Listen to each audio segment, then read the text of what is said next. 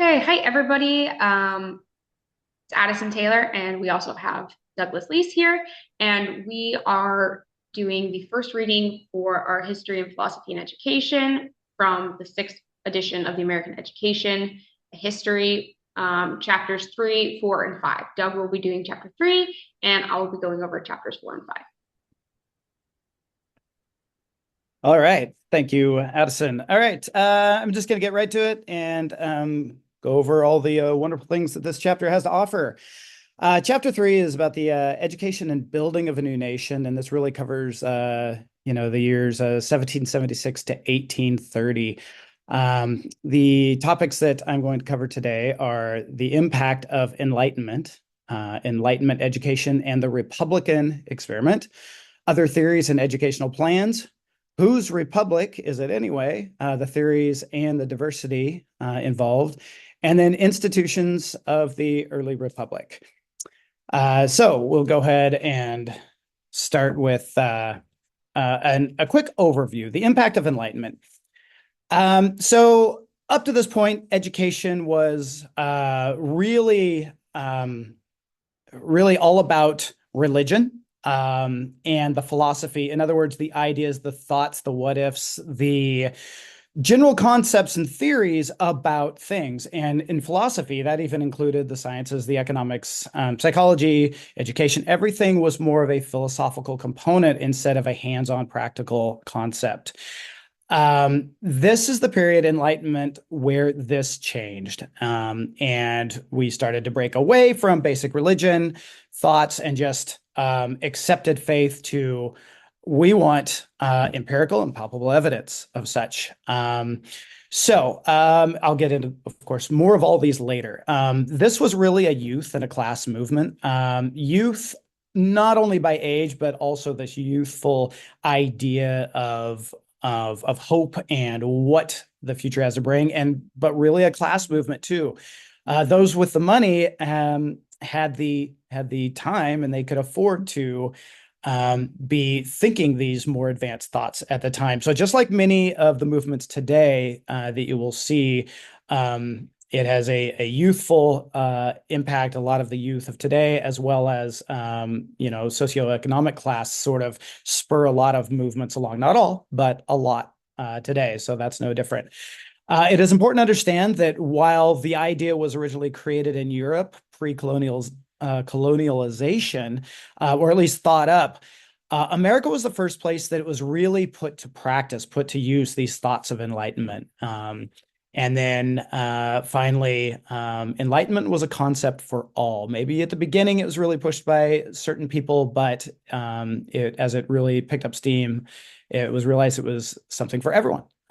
So we will move on to sources of Enlightenment thought. The Renaissance culture. So the Renaissance culture was a culture of really opening up your mind and opening up, finding the humanist beauty, sort of moving away from accepted faith. The Protestant Reformation, which was the Reformation was really going against papal authority and the Christian church splintering because of these new thought and new ideas that they didn't have to just simply accept what they were being told, that they wanted more palpable evidence biblically, and so decided to break off into their own branches.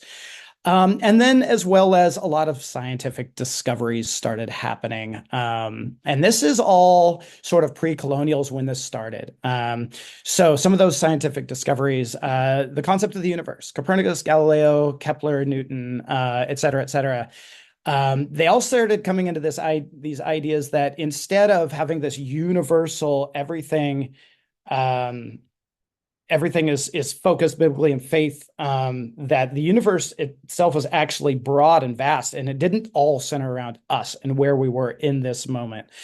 And that included this concept, all these concepts of physics, gravity, et cetera, the rotation of planets, the shape of our planet being round, et cetera, et cetera. And these all became scientific fact-based concepts that really went away from the aforementioned faith concepts. Life sciences, Harvey's heart, the idea that the heart was not just this faith thing inside of our chest, but it was actually a machine. And so Borelli's arm, that the human body was levers, tendons and levers. And then, of course, the microscope. All of these are great examples of we're not just going to take what we've been told. We are going to take a deep dive and study and figure out the why and the how of things, which is really a classic concept of the Enlightenment. This was also the birth of scientific societies like the Royal Society and the Academia des Sciences in France. And these are groups of people that got together to, instead of just accept why things are happening, learn and figure out exactly why things are happening. And that the world and the universe and humans are really mathematical mechanisms to be studied and understood. So I know I'm going fast through this, but there's a lot on this chapter. The ideology of enlightenment. So the primary reason, thought was no longer guided simply by faith and tradition, like I mentioned. Now it was time to question and experience life. And that's what replaced it. The idea of progress, that progress was inevitable, that it was something positive, the best was yet to come. And this was the first time that it was like, it's not just God-given, it's achievable by us as humans. So that ideology was a huge part of enlightenment. The new view of human nature, the biblical view, man is inherently sinful. The humanist view, man is a blank slate sculpted by environment and influence. These really clashed. And this idea that we can be whatever we want to be and it is up to us was a huge part of the Enlightenment. So the faith of the enlightened. The enlightened versus Christian can be summed up into evidence versus faith. The enlightened movement wanted evidence. They wanted the science. They wanted to teach people. The education needed to be about the why and the how, not just the general accepted belief and faith that this is the way it is, and you are no longer able to question it. Which then out of that sort of came this deism concept that faith and reasoning can coexist. Voltaire, Franklin, Jefferson, these are all classic deism advocates that, yes, there's faith, but also it's okay to take a deep dive scientifically to study, to ask the questions, and then to prove the faith. And everyone on either side of the fence, what brought them together, the commonality was that all believe that life can improve. You can have reason, you can have faith, you can have both as long as it improved life. So the Enlightenment, education, which is really why we're here, and the Republican experiment. So the New World, America, was known as the land of the free and the brave, but originally it was also known as the Enlightened. All of the people coming over, at first it wasn't all, it was more of a 50-50 split, but as people sort of got more of the public behind them, it became the concept of enlightenment. We're going to break away, and we're going to be free, we're going to be brave, but we're also going to be smarter and ask questions and grow intellectually in ways that had never been seen before. I love this quote: "We hold truths to be self-evident. That all men are created equal," is such a deism quote, and it's such a great quote for the time, for the Enlightenment, that it shows the faith side that all men are created, but it also shows this new concept that came out of Enlightenment, that they're also equal, and that had never been seen before, and it came out of this. Enlightened education is belief that the new world could not be ignorant and free at the same time. They simply believe, most people believe, that to really be free, everybody had to be learned. Everybody needed education, because if only a few people had the education, they were going to be the ruling class yet once again, and there wouldn't be true freedom. Which of course led to education reform, that education should be useful and contribute to the self-advancement of young men in the rise of society. I will get back to the young men part a little bit later in this. But the idea was that old education that was just about the classics, learning Latin, dead language, et cetera, weren't really the things that were going to contribute to a young person's advancement in society. They needed practical skills and knowledge. We're going to talk about Thomas Jefferson and his ideas for education for the Republican citizenship. So I'm just highlighting a few of the big things. So at the time, landowners could vote. And so to make sure that we had a truly free country, the idea was that he wanted everybody to have a vote. And so he came up with this concept of land grants, that landowners, since they could vote, he proposed granting every man land so that every man could vote in Virginia. It failed, but it set in motion this concept that spread like wildfire, that this was going to be a way for everyone to really truly have a voice. Emancipation. He proposed the gradual emancipation of slaves. And again, this failed, but it was the start. It failed at the time, but it was the start. He also believed in religious freedom, that proposed people could not be compelled to attend a church or support any religion not of his own choosing. No repercussions for individual beliefs. It is worth noting, and I'll note again, that Thomas Jefferson was indeed a slave owner. Although many historical facts show that he was against it, the economics of the time and the pressures of the time meant that he didn't just drop it right away, that he still was an owner of slaves, but he did do some very positive things to try to change that. On the next slide, we see the bill for the more knowledge diffusion and the diffusion of knowledge. So this is really, all of this is the idea that we're going to diffuse knowledge. We're going to take knowledge and not just have individual people have knowledge. We're going to try to get everybody to be able to share in this knowledge. And this is brand new for education. So universal education for all free citizens. This would be publicly funded schools that provide education regardless of socioeconomic status. This had never really been seen before because education was for the rich before. And it wasn't even necessarily for the rich that always paid for it. It was just they were the ones that just got to have it. Sort of this aristocracy concept that I will again get into in a future slide. There was also this proposed three-tiered education system.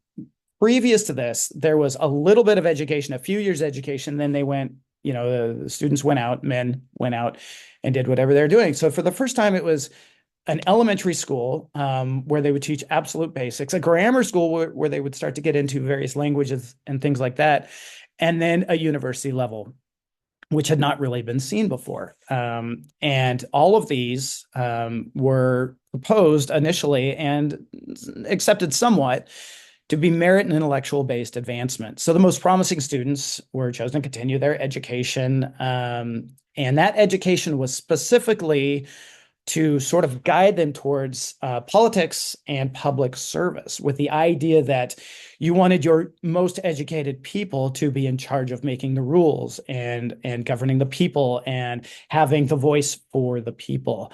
And so this was the first time we started to see these concepts of education growing, especially this concept for all free citizens, publicly funded, no matter what your socioeconomic class is. So educating the natural aristocracy, and I mentioned aristocracy before. First, we need to kind of know natural versus artificial. The natural aristocracy would simply be everyone that was born, sort of having that natural right to lead and to speak for the people, et cetera, as opposed to the artificial aristocracy that we saw in previous centuries all throughout Europe, where pretty much who was born into what got the privilege of being the leaders by birthright. So it became, now we want to educate not just the artificial, but even more importantly, the natural, because there were so many abilities and intellectual levels that were being missed out on simply because they weren't born with the right name. Some of the propositions that came out of this was the first really proposed public and circulating libraries open to all. And that's the biggest thing, open to all. The idea that newspapers should be available to everyone and that everyone should also be able to publish in these newspapers. Very new as far as aristocracy goes. But with everything else at this time, there were limitations. Women were limited, Native Americans were limited, and African Americans were limited in this concept. So we're still looking at men as a whole being the beneficiaries of these new ideas. But as we will see, it was a stepping stone where we were headed as a nation. So, some other theories and educational plans. Benjamin Rush, he believed in studying in America and not abroad. The belief was if you go back and study in England, you're going to get that old school style of Catholic faith learning, and you're not going to get this deep dives into the science and the questions and the why, and you're really going to take a step backwards. So he believed that everyone in America should study in America and keep studying these enlightened concepts. Believed that education should be publicly funded by the new government, which is completely new concept. Increased knowledge would decrease tax money needed. This was the theory that he used to gain public support. That if everybody was gaining more knowledge, it would take less and less tax money for infrastructure, things like that, because the knowledge would already be there. It's, I guess we're not entirely sure how that worked out in the end. It just depends. General uniform education, so a curriculum. The shared understandings and conformity essential to retain freedom. So he believed that if everybody was studying the same thing, the general idea, we might call that Common Core now, that everybody would have the same basic concepts and they could take these concepts into their public service to make sure that they were arguing, everyone was on the same page and arguing the same details so that we could retain our freedom, as opposed to people having completely different concepts of where they thought the country should go. So a little bit of a conformity to that would guarantee we go in the direction that the country was founded on, for good or for bad. So he did believe that it should be grounded in religion and instill virtue and therefore liberty. So he was a big proponent of Christian schools, simply because he believed that to stay virtuous and that would that would guarantee that we stay free in liberty if we had the right virtues, and those only came from the Bible, he believed. So Noah Webster. So you've heard of the Webster's Dictionary. This is where it came from. He wrote the American Dictionary as well as the American Spelling Book, and he founded Amherst College, which is important. He did believe that the Bible should be used in schools to promote order. And so that, it was, again, sort of back to the virtues, the morals, the et cetera, et cetera, et cetera, that there are a common set of rules that you must follow, therefore order. The focus on English language as opposed to dead languages. He believed that a linguistic America would, let's see, how do I put that? That you have to study what you're doing right now in the moment to be able to progress as a country, not keep going back to the old dead languages just for general knowledge. That was more of just for if you wanted to do it on your own, but this isn't going to help our nation. So he wanted a linguistic American language. So our own language, to break away from British, so that we were unique and so that the words of power were our own, so that we weren't circling back to becoming what we wanted to get away from to begin with. He believed in a focus on occupational education, so an education, trades, things that actually can help you with whatever future you planned. And he pioneered American textbooks, focusing on American facts and really leaving a lot of the old world information out. And of course, Noah's the Webster's Dictionary is his. All right. Next, whose republic? So the theorists and the diversity behind this republic, educationally especially, the outsiders, women. So while there was a little bit of education going on with women, and they weren't said, no, you can't do it. They were still on the outside looking in. Jefferson, he himself, opposed formal education for women. He believed that it was not that they weren't good enough, but because it was a waste of time and energy spent, because their lives were going to be centered around, and please don't hate me for this, child rearing and cooking. So, but that was a thought, a theory at that time. Rush agreed with education for women, but with limitations for some of the same reasons. But then we have somebody of importance, Abigail Adams, who argued for education for all women. And this is important, a very important person to know, because she really started spearheading this concept of really what we might know as the feminist movement now. But that all started with making sure that women had the rights and the ability to learn the same thing that all the men were learning. Some results that women, the idea behind this was that all of these people actually is that when women get educated, they would be better able to teach their sons, which is ironic because you're educating women, but they don't mention educating their own daughters. But that was the idea. More education at home gives them a jump start into the system, et cetera, and it can only improve the nation. Because you got to remember, this was all sort of this national republic. As a republic, as a whole, how are we going to benefit? A very interesting example of a woman at the time was Jane Kirkpatrick. She was incredibly educated, as highly educated as any man at the time, and she was a published author. But even today, most things that you look up will have comments about her great character as opposed to her achievements intellectually, which shows this slow transition that it's even today we're not probably where we need to be. All right, so moving on.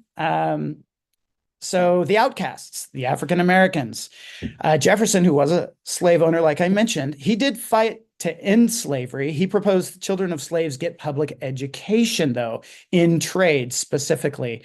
He thought it was important for all. He did recognize that everyone living in the Republic had a future in the Republic. I think we all know it wasn't necessarily going to be equal at the time. That was a long fight. But it was some very forward thinking by a few individuals that said, we need to educate everybody, no matter who they are. Now, the idea wasn't that traditional school, it was like, okay, well, let's get them into some trades for, whatever it was going to be, metalworking, farming, et cetera, et cetera. But public education, and that's the key part about that. Anytime we hear public, that means it's not pay to play. It's funded by the government. And so that was way forward thinking by Jefferson at the time, that the children of slaves would get a free public education. It did not go over necessarily great right at the beginning, but it did start to gain momentum as time went on. At that time, Quakers started to open all Black schools for freed slaves, which had never been seen before. So although they were outcasts, you could see how it was starting to move forward to where everyone was starting to get that education. So next, we'll move on to the third group, and the Native Americans. And so the word to describe their situation at this time was displaced. Jefferson, again, actually considered all natives. And by the way, the book refers to them as Indians. Addison and I having a discussion. I have decided to change everything to native. I usually go with the book, but I'm going with this. My native friend said, keep it Indian. I don't know what to do anymore. Jefferson considered all natives equal, actually, and he promoted federal education, not religious education for the natives, which is huge because, as we've learned in other classes, most of the education was being run by various religious denominations. But Jefferson really believed it was the government's job to educate them. And while he did believe in removing natives from the land, he never wanted it to be forceful. He never wanted it to cause war. He wanted it to happen through purchasing the land for fair payment, which is a very European white concept of equality, but that didn't necessarily mean anything to the natives at the time. So he wanted natives to convert to being farmers by choice. There were some tribes that just absolutely really took to the concept. So of course the idea was if they can, they all can. So let's just make them farmers. Again, doesn't seem to be their choice, but it was the thought at the time. He pushed for treaties with the natives, probably more so than any at the time. Unfortunately, as we know, most of them were broken. It his he really did have his heart in the right place for the most part. It seems like looking through this book and others, but there were other people involved, and the need and greed for land won out in some very negative ways. The Indian Civilization Act of 1819 increased the funding to systemize Indian education, which ended up creating 14 schools by 1822 and educating about 508 students. In 1824, the United States Office of Indian Affairs was created, and by that time there were 32 Indian schools, federally and religiously supported. So they did this sort of co-op concept. The goal of Indian education, though, was to introduce Indian youth to the habits and arts of civilization. So it was still, we think that everybody should be educated, but as long as you're educated the way we want you to be educated and you do what we want you to do, everything's going to be great. And I think we know how that worked out. Okay, so I'm getting nearly to the end here. So now we're going to talk about the institutions of the early republic. Academies, which is interesting because now we talk about colleges and universities in the present day, but academies were really the primary source of any secondary education at the time. There were still colleges, but mostly people went to academies. And here's some interesting differences. So they were federally funded, much like charter schools, but they were privately administered. So they got money from the government, but the day-to-day runnings was up to the school. Sounds a lot like public education in small towns now in a lot of ways. It was tuition-based, so there was a pay-to-play system. And then, of course, the federal money paid for the sideline things. So like paying for your admin. So colleges typically taught the classical subjects, the Latins, the dead languages, the things like that were sort of old school that a lot of people couldn't let go of that idea. And so they wanted to keep that amount of past alive. But the academies taught more practical subjects, your Enlightenment, more of your sciences, more of your economics, how to do this, your trades, things like that. They were very small. They were mostly in rural areas, one teacher schoolhouses, and they were teaching subjects specifically of Enlightenment, like I said, as well as cultural subjects, which I think was very interesting at the time. They were still teaching the cultures they wanted to teach, not all of them, certainly, but it was the start of that idea. The really interesting and cool thing about academies is that it did not matter. Girls were welcomed right along with boys in a state of equality in academies, which was different than colleges. So the female teacher. This is the first time we've really seen female teachers. So with an increase in girls' education, there became an increase in jobs because the more women that got educated, the more teaching positions, as well as any other positions, were essentially created. So it backed up this concept that if we keep educating, we will build a bigger, better republic. We talk about it today with we need more jobs. So this was one way that did prove effective for women. Small towns hired women to teach due to the unavailability of the men teachers. So we need to take a quick look at why. The pay stagnated and was poor for educated men. And educated men at the time were very proud, and they did not want to get very little pay to teach. They felt that they needed more pay. And because of that, there was a huge reduction in male teachers. So who else is there to teach but the women? And it was, they started out as sort of subordinates, TAs, teacher assistants, maybe parapros, we might call them, or substitutes, before gaining full-time employment most often. And that usually happened when another disgruntled man hit the road and they needed someone to replace him. Poor towns, this is interesting. Poor towns, rural towns, had better education for the girls as a source for upward mobility. In other words, poor towns put more effort into educating their women to give their women a better future, to continue upward and this was part of the feminist movement at the time, to compete with men for jobs, et cetera, et cetera. As women gained power in the church, which was clearly a patriarchy for thousands of years. But this started to change at this time because they were being educated. It's almost cyclical. That it translated into more power in education because they started making more of the decisions, more of the rules. And since they were also in control of a good part of the education still, that translated over. And because of that, blah, da, da, teaching became a high-paying job for women. It became, they created their own economy for it, which I think is amazing and a lesson.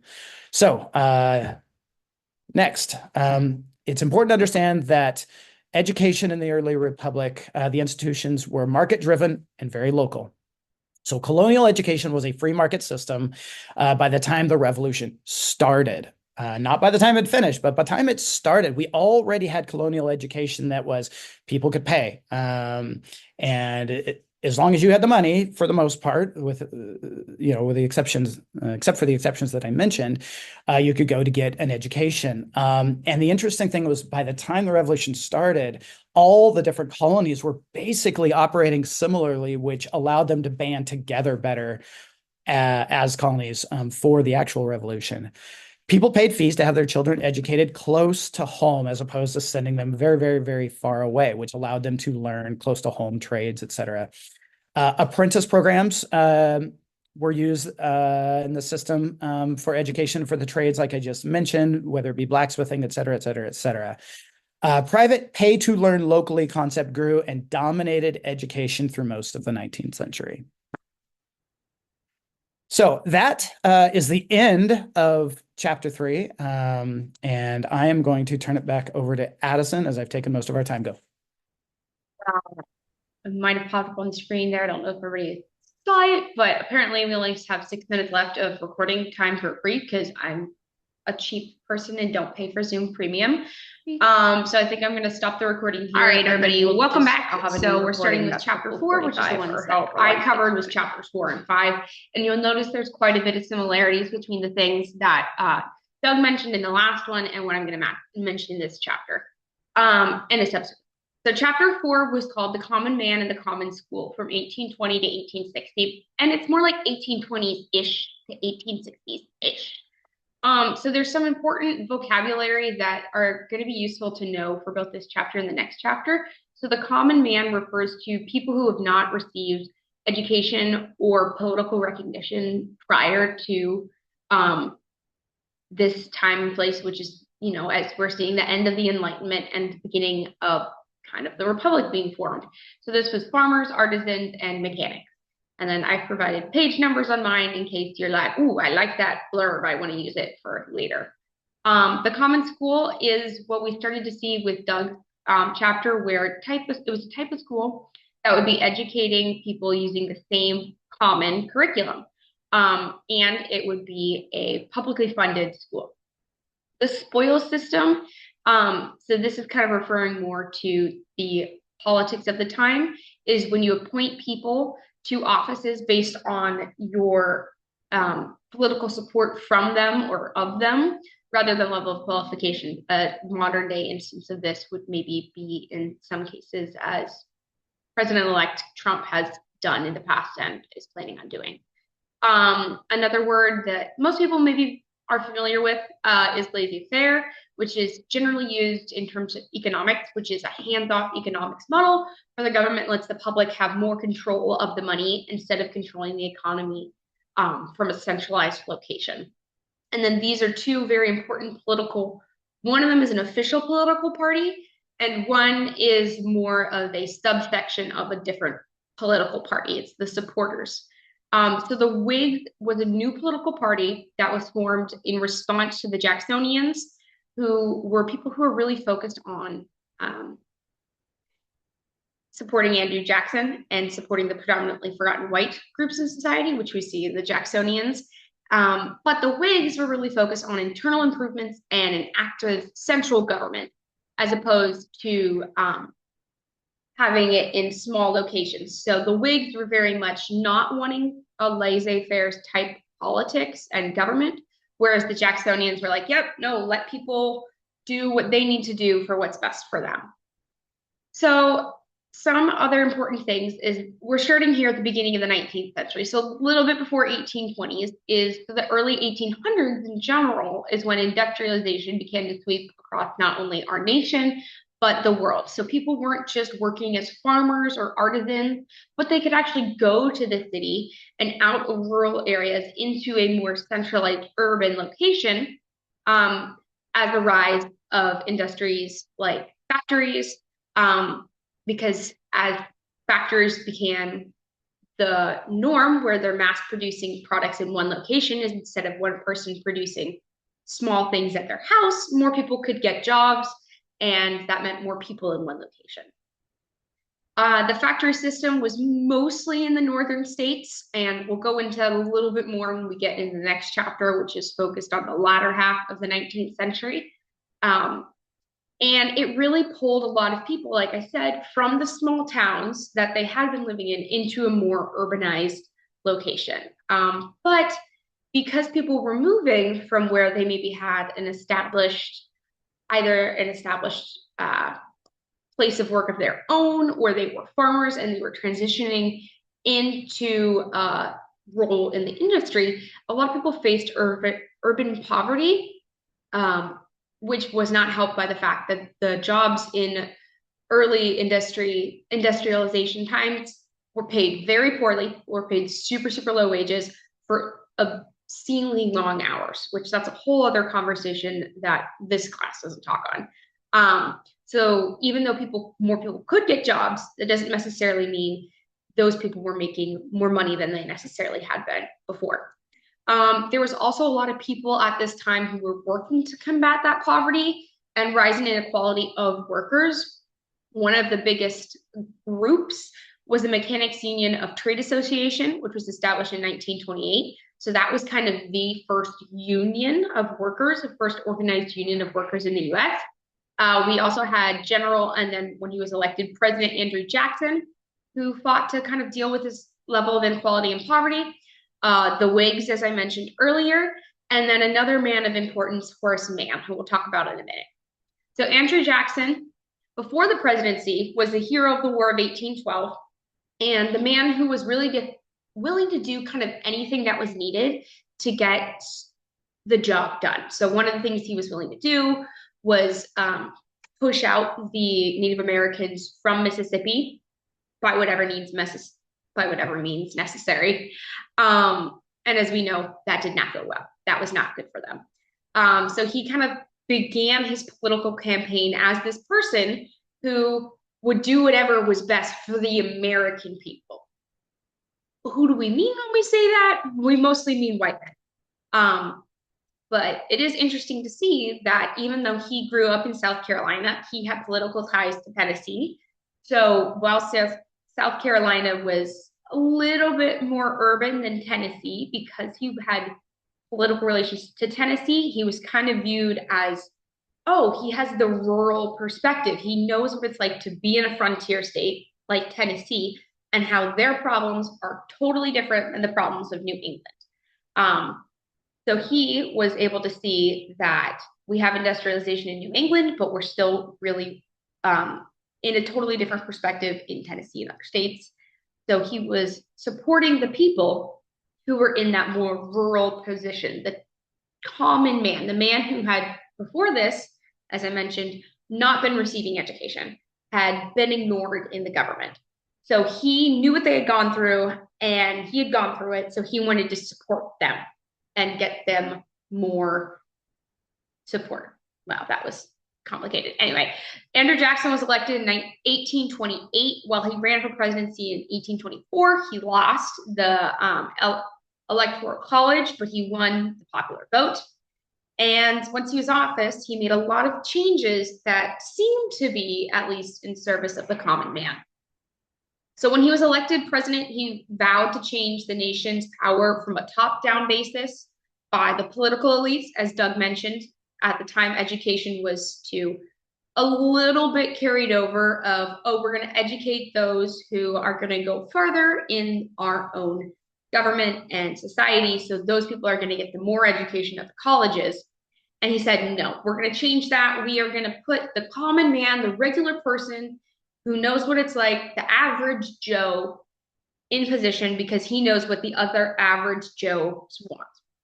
So he did this by creating the spoil system and engaging in laissez-faire economics by going to war against the Bank of the United States. And he actually ended up changing the economics of the time from being the money being held at that Bank of the US to being dispersed.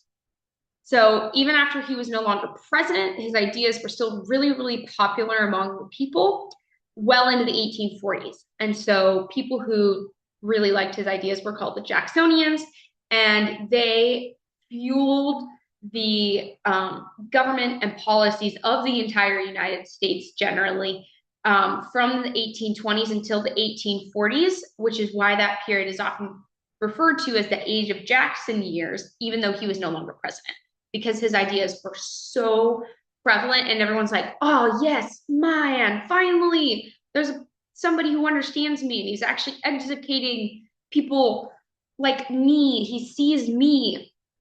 And so they were really excited about that, and they continued that style for a while. However, even though he claimed he was a common man, historians have discovered he wasn't as common as he let on. He actually was farther educated than a lot of people he had told. So he had much more education. He wasn't as common or had experienced poverty like everybody else. And his use of the spoil system, although he said he was putting like, oh, I'm putting my friend Joe into the state of agriculture department because he's a farmer. No, he actually picked people who were educated and who were a little bit more elite than he let on. So he wasn't as common as he let on, but he had a lot of good ideas at the time that a lot of people were very supportive of. Doesn't necessarily mean those ideas were good for everyone. Some people who disagreed with him were the Whigs. So not everyone was happy with him and was very upset about his ideas still being a huge part of government after he had left the office. So a new political party emerged to combat that Jacksonian rhetoric, and that was the Whigs Party. It's important to note, in case you don't already know, the Whigs don't exist anymore. They've kind of coalesced into our current political system that we know as the Democrats and Republican Party. So some of the founding members of the Whigs Party were people like Alexander Hamilton and John Adams, who advocated for internal improvements and an active central government that reached everybody instead of just some groups. Like if you've seen the musical Hamilton, you know, Hamilton is really like, I want the money in the banks and the bank controls it, versus everyone else is like, no, let people figure out their own money.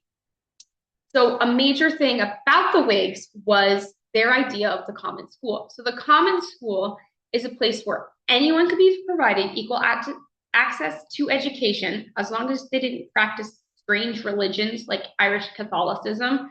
And that's important to note because, as we saw, this is after the Protestant Reformation. So a lot of people who were living in America at the time were Protestants or followed some version of the Protestant faith. So Irish Catholicism was viewed as weird. So they were trying to give that education who normally only the elites could have access to everybody instead. And they really were trying to target the idea of the common school to the Jacksonians because those are the common man. So the common school was supposed to serve the common man, the people who hadn't gotten education in the same way that the elites had in the past. While it does initially sound like an education reform, the idea of common schooling was actually ideological and an ideological slogan. It was the idea that Whigs tried to use to get Jackson's supporters to switch to the Whig Party and support the Whig Party in getting that, what would then later be an education reform. So common schooling was more focused and successful in New England because they already had a lot of that basis, as we saw, that Doug mentioned. Additionally, a huge area of Northeast was Protestant to begin with, and a lot of the common schools ideas were based on the Protestant religion. So it had a little, gaining more traction of people who have the same ideas as you. With rises in social poverty, social dislocation, and increased immigration, as we notice, especially from Ireland, with industrialization, a lot of people were feeling displaced. They weren't feeling like they were part of the time, basically, kind of how a lot of us at some point or another have felt, wow, the world is moving too quickly. I don't know how I'm going to adapt. So the Whig Party thought that the common school would solve that problem because they get those education ideas, those new thoughts from the Enlightenment, and give that to everybody so everybody could have that educational basis. So it did face some challenges at the time, as most education reforms have, but it was really successful because of the man named Horace Mann. So he was raised Puritan, but eventually transitioned to Protestantism because he felt the Puritan religion was a bit too strict for his morals. And that's important because, as we mentioned, common schooling is based in Protestant religion. So he started as a lawyer and then discovered he was really good with politics. And he got involved with the Whig Party and eventually became the Secretary of Massachusetts Department of Education. He was the very first one after they created the position. So as the Secretary of Education, he was able to practice and spread the idea of common schools. His first common school was built on Protestant republicanism. So we're using the Protestant religion and then the new idea of the republic that Doug mentioned, to educate people by using the King James Version of the Bible, along with secular lessons on morality, poetry, and reading. One of the reading sources, aside from King James, that students had was the McGuffey readers, which was the backbone. It was kind of like the Common Core of the time. It was the textbook that you use, and some people still use it today.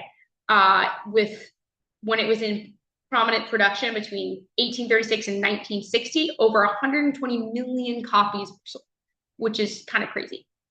But the readers taught morals, ethics, Protestant Christianity, poems, and they had a lot of writings from luminaries of the literary world that people had not had access to before unless they were rich, because it's hard to get to see Shakespeare if you're poor. You can't go out and see all of these readings by these great enlightened thinkers because you didn't have the money to either purchase it, you didn't know how to read it, and you couldn't go to the theater and stuff.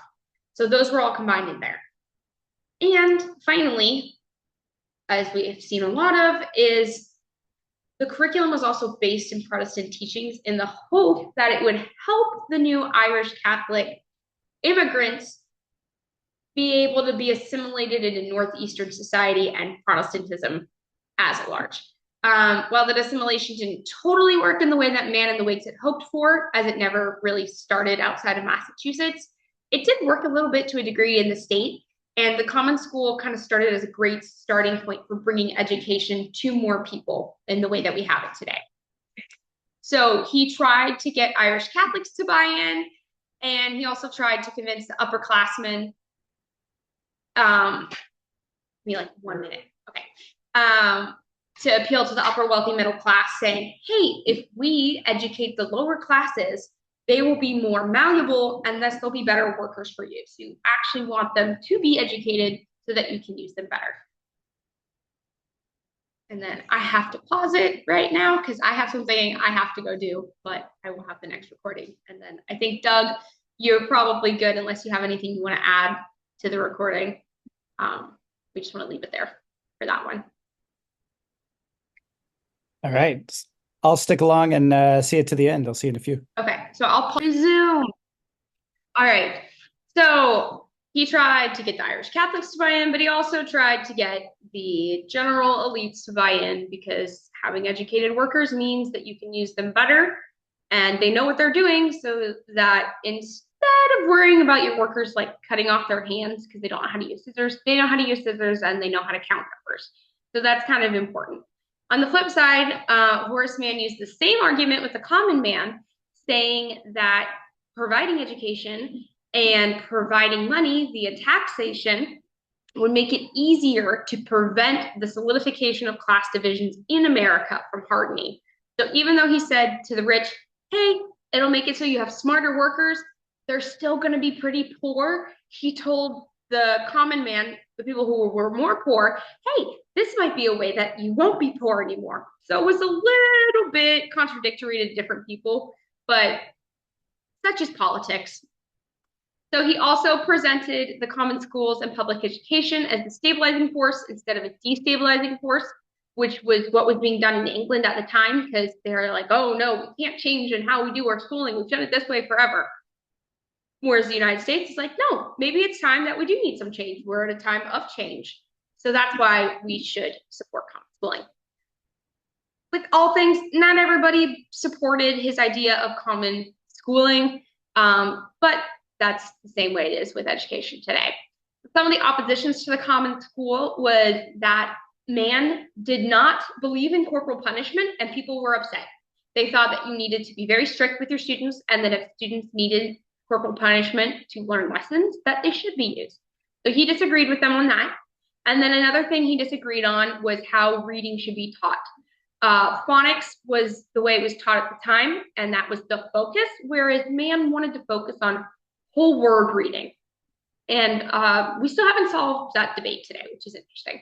So aside from the teachers who worked at private schools, there were also families who believed that schools should be more focused on teaching Catholicism instead of Protestantism. So this resulted in a lot of Catholic communities creating their own common schools, which were free to Catholics, but if you were Protestant, you couldn't attend. So yes, it was a common school, but it wasn't actually open to everyone, so it wasn't actually a common school.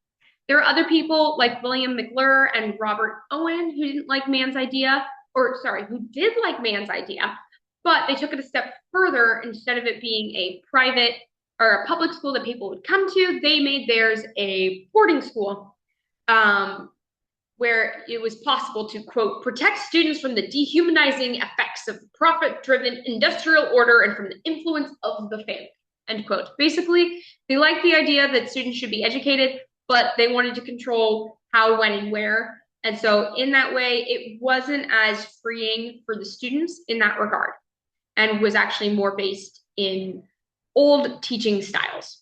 There were also those who were workers who liked the idea of a common school and education available to all, but they wanted it to be more focused on their issues. So their issues of trade, their issues of understanding when you're being oppressed by employers and politicians, how you can support the workers' families, that you needed housing for them, and all these other things, so that, yes, we have education, but we're having education to meet our needs of what we're doing for our jobs.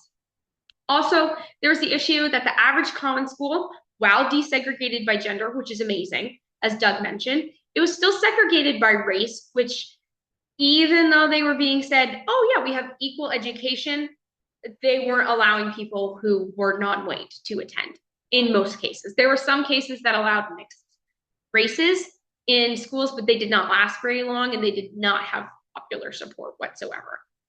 So, as mentioned, common schools were not segregated by gender, which is really amazing and really interesting for gender repercussions going forth in this time. So as we saw industrialization rise, a lot of women were trying to come to cities to get jobs in factories, as well as we also saw men coming to jobs, getting jobs in factories. So when those people who had been working as teachers were no longer male teachers, they were in the industry, there was these openings in positions for new teachers. And because women are considered innately nurturing, they could be a great replacement for men. Also, because they're women, we could pay them less. So wins for everyone. And while women were now allowed to teach, as opposed to how they weren't originally, they still were in subordinate positions, with most of the teaching power coming from the principals, the administration, superintendents, who were all male. And while having women slowly got to get more responsibilities and stuff, they were still kind of in a subservient place, but they improved the teaching force as a whole. There were more teachers, and they also introduced pedagogical education into common schools. So teaching with the whole student in mind. Additionally, as female teachers cropped up, we also had pioneering feminists who started to be able to have more thought and say into how education for women should be done, including Catherine Beecher, who set up women's seminaries, which were created for older schools, as most common schools were really geared for that elementary age child, or for, as we saw in the last slide, specific people in a trade. So seminaries were instead set up for older girls to prepare them and educate them about motherhood and other accepted female roles, such as teaching. So Beecher seminaries were founded on the idea that the home was an essential part of a national system of cultural maintenance and improvement. It's a quote.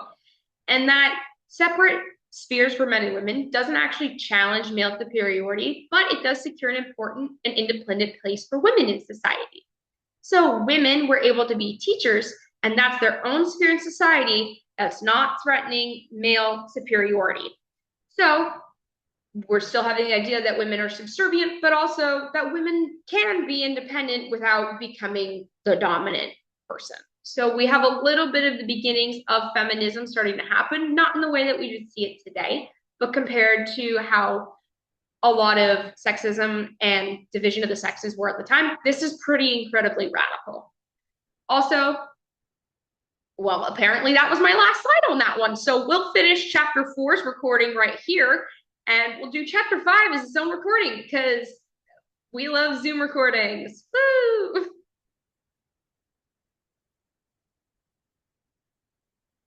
All right, everybody, thanks for sticking with us for these different parts. I appreciate it. I have to work today too, so that's why it's been a little janky. So the third and final chapter that we did for this reading was chapter 5, which is on class, caste, and education in the South from the 1800s to 1900s. It is totally different than what was going on in the Northeast. I mean, there were some similar aspects, but it was significantly mostly different. So in the South, there was a lot of laissez-faire or hands-off style of education.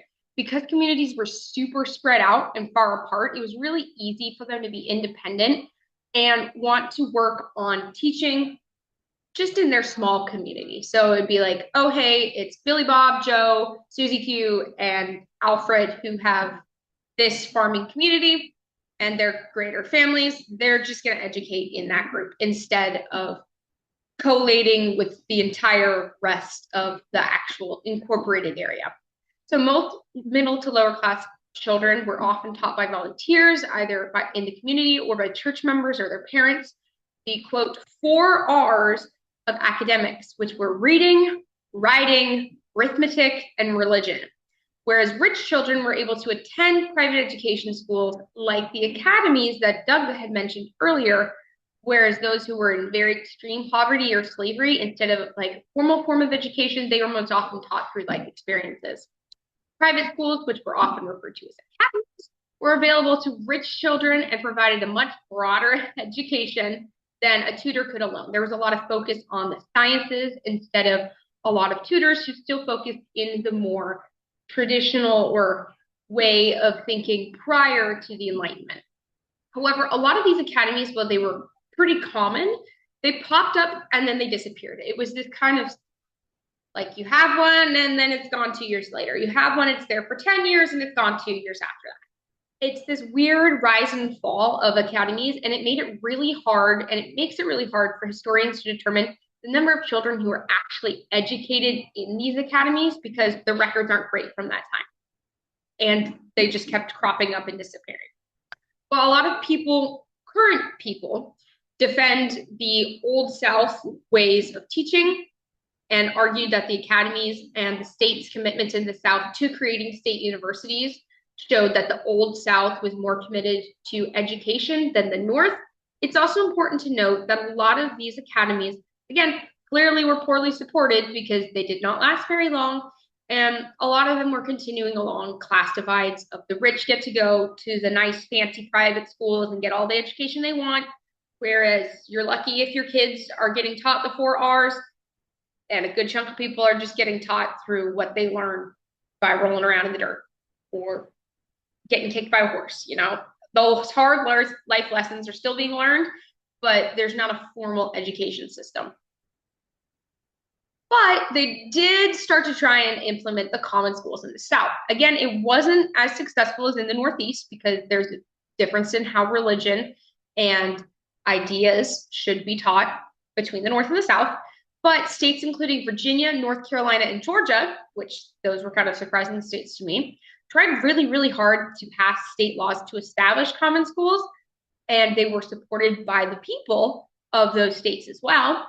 But at the legislative level, they were not supported and they got stopped every single time. There were even common schools that did get approved, but they also did not get to serve the people in the way that they were hoping. They were a bit of a disappointment. A lot of people tried really hard until we had Henry H. Wiley of North Carolina, who kind of was the Horace Mann of the South. He was able to greatly improve that state's common schools and actually get them to a level kind of comparable to the public schools that the Whigs and Horace Mann were able to establish up in the Northeast. However, still, there was a lot of disagreement about who should be educated because planter elites and their allies actually had a lot to lose if their workers were educated. They did not think the idea of Horace Mann, oh, hey, your more educated workers are going to be able to work better and safer. No, they thought they're going to be more educated and they're going to know we're treating them not fairly and they're going to ask for something back. So they really tried to bar common schools from gaining traction because they did not want to lose their worker base. So, as Doug kind of mentioned, there was a little bit of education for African Americans and people who were not white in the South prior to the Civil War.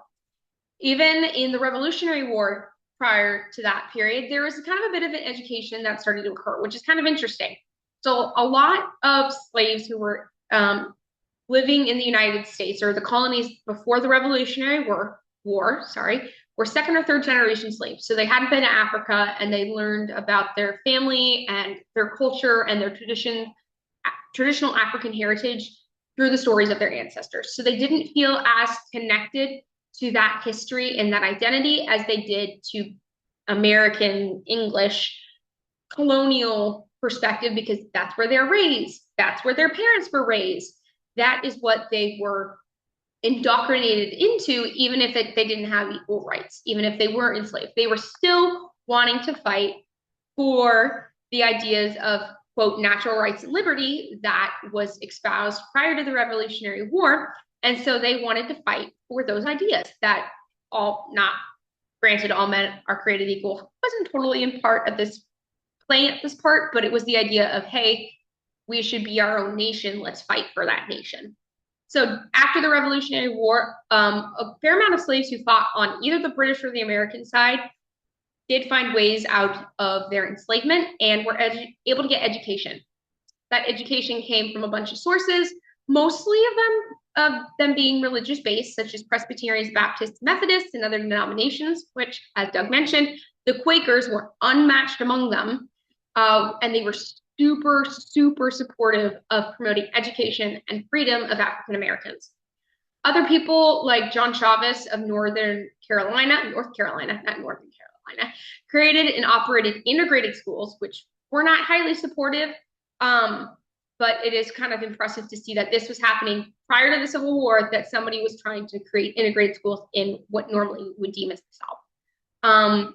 Because of the disagreements in creating these schools, it kind of actually ended up doing the opposite effect of what people like Chavez wanted, which was instead of gaining support for integration and education of African Americans, it ended up actually adding fuel to the fire of we should not let them have same rights as us, we should not let them be educated, and they're supposed to be in a subservient position as slaves, which kind of especially became even more prominent belief system after the slave uprising led by Nat Turner in 1831, in which it became illegal in southern states to teach reading or writing to slaves, and even in some instances, illegal to even teach them to freed African Americans.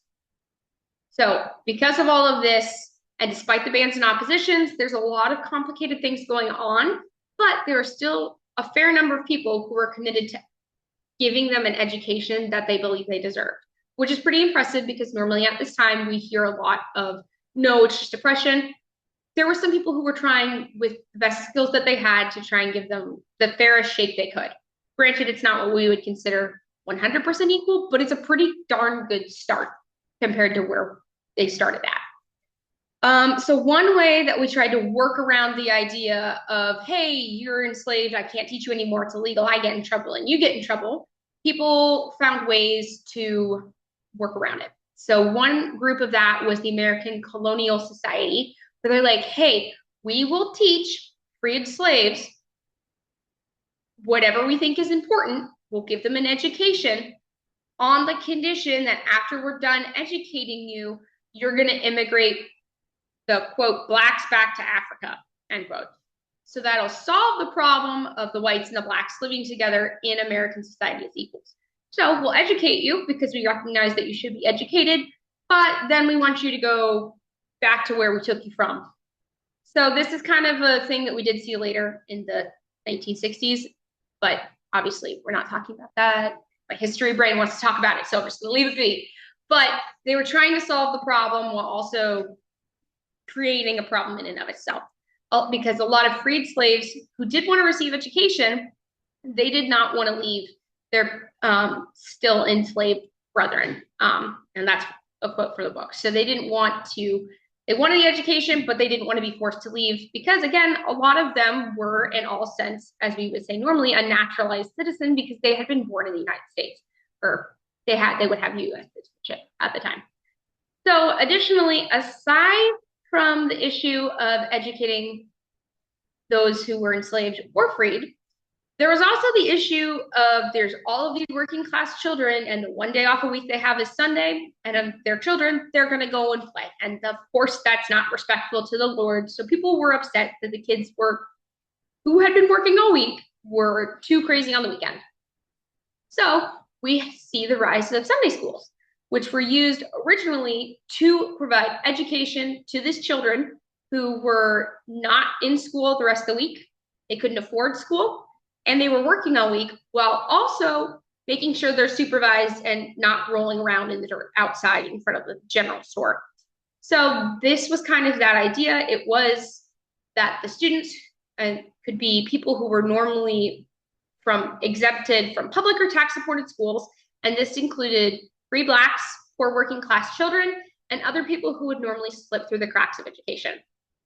Another form of education was mentioned by Doug earlier, which is kind of the apprentice/trade system that was used in plantations by some plantation owners to give their enslaved population, quote, work skills and habits that were essential supports of the slave-based plantation economy, end quote. Some of those things being blacksmithing, masonry, cooking, farming, sewing, midwifery, etc., etc.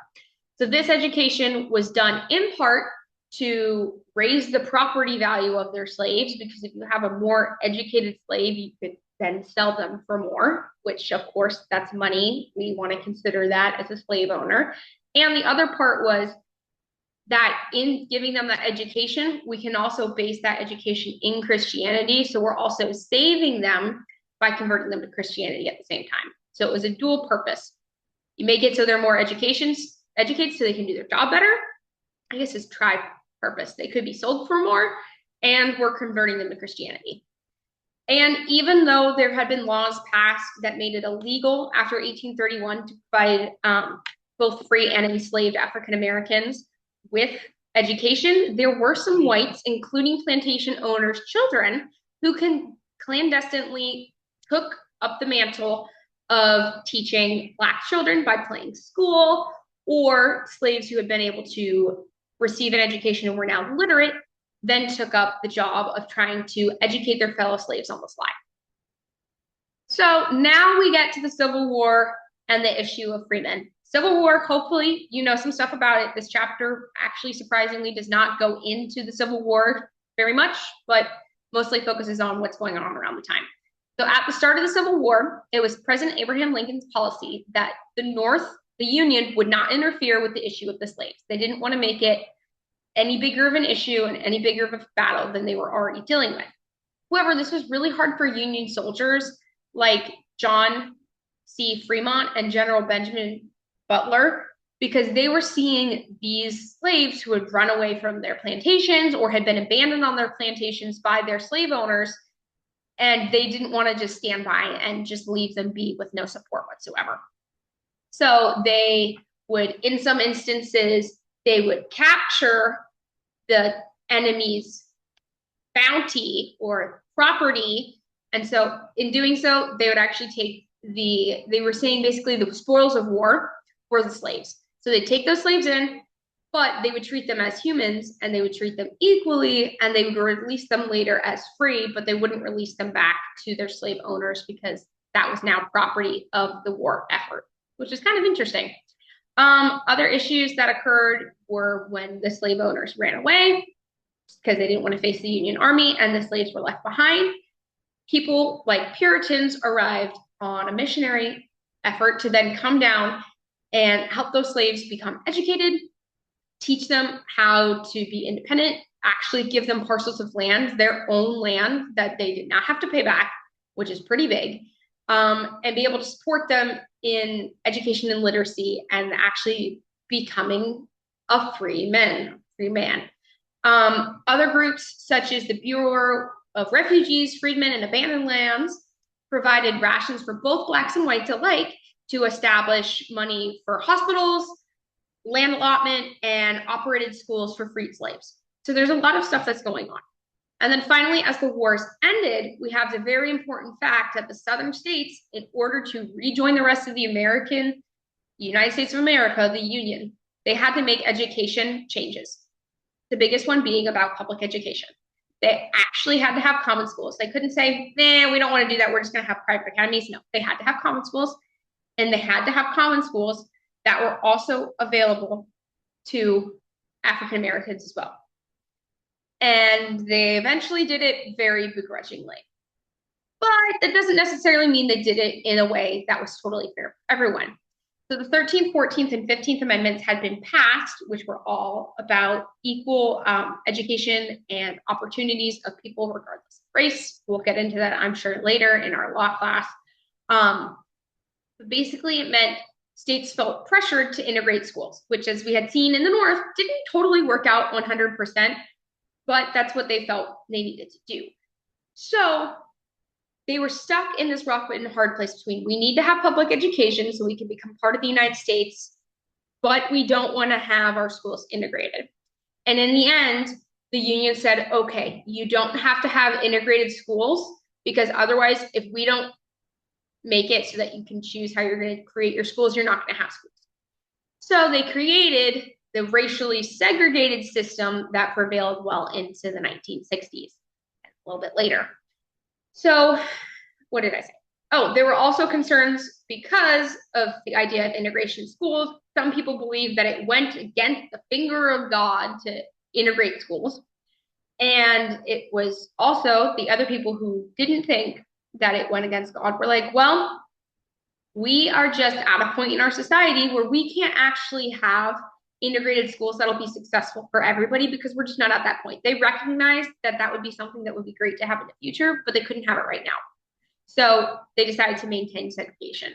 But even after the Civil War and the promises of Reconstruction that, hey, you are now freed people, you are now equal people in the eyes of the state and the government and the federal law, that you can now go to school too, just as the white children had been able to. A lot of African Americans still left the South because there was a lot of violence, there was a lot of history and trauma there, and there was also a lot of groups that were starting to arise, such as the KKK and other public policies at large that were still very much targeted at them and targeted at dehumanizing them. So a lot of people ended up who were freed slaves, if they had the money, they would go and travel and leave to the West, which at this time was Kansas. So that's kind of interesting that even though, yes, we now have schools for African Americans as well as for whites, they both didn't receive great education. And a lot of people were like, I'd rather try my hand on my own than try and deal with potential violence that could occur in school. And then very finally, there were some very invested members of the Black community at the time, like Booker T. Washington and W.E.B. Du Bois, both names I hope most people know, who very much were advocating for the members of the African American community and saying, hey, yes, we deserve and you deserve to be treated as humans and equally. However, the two of them differed in the level of aggressiveness they thought they should take. Washington was more covert. He was like, yes, you can do it, but also we need to still be aware of our position. Whereas Du Bois was like, nope, you got to do whatever you need to do and you can do it yourself. And I believe in you. So Washington was like, I believe in you, but I'm not going to publicly go out and do much in the way of helping, but I will covertly fund education and fund court cases against segregation. So he was funding the opposition of the segregation. So he was funding the idea of integration privately and in secret, whereas Du Bois was very vocal outwardly and actually was one of the main people who called the first meetings of the NAACP in Niagara Falls to originally create it in 1909. So there is kind of this huge, with the Civil War and everything in the middle that happened, education in the South kind of went like this for a long time. The general gist was in the South, they wanted control over what was teaching, who was teaching, what was being taught. They wanted to do it themselves. They did not want the government to tell them what to do. They wanted schools to be segregated. And prior to the Civil War and after the Civil War, for the most part, they weren't super jazzed about African Americans being educated to the same degree as whites. Not wanting to face that prejudice or trying to avoid some of it, African Americans who had the ability and money to move would move out west, but a lot of people didn't. So they had to stay in the South and deal with rising violence against them and the rise and fall of the Reconstruction era. And there were good parts and there were bad parts, kind of like in the North. Common schooling didn't work at first, but then we started to get it after the Civil War. So I know that was a lot. All of the writing's on the slide, so if I missed something, you guys can go back and look at it. But there was one thing I had forgotten to mention earlier that Doug also touched on was the Quakers being super huge supporters of African Americans' equal rights and education. They actually did something that got so much backlash that it ended up being outlawed. They would, when they had the money, they would buy slaves, as many as they could, and then immediately set them free. And they did this so much that North Carolina and other states were like, you cannot do that anymore. That's now illegal.